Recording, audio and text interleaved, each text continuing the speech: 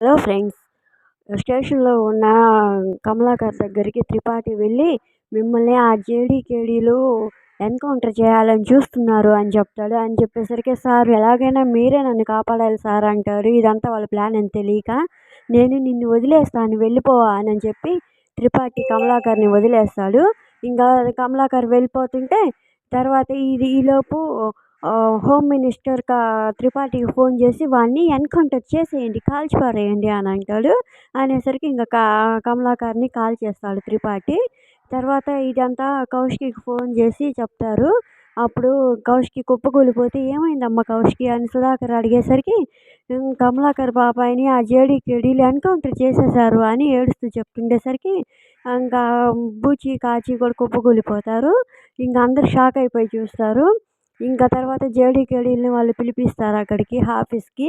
పిలిపించిన తర్వాత అప్పుడు అంటుంటాడు హోమ్ మినిస్టర్, "జేడీకేడీలని డిస్మిస్ చేయడానికి ఇదే మంచి అవకాశం" అని అంటూ, "ఇంక మిమ్మల్ని ఎవ్వరు కాపాడలేరు" అని హోమ్ మినిస్టర్ అంటాడు. ఇంక జేడీకేడీలని సస్పెండ్ చేస్తారో లేదో చూద్దాము.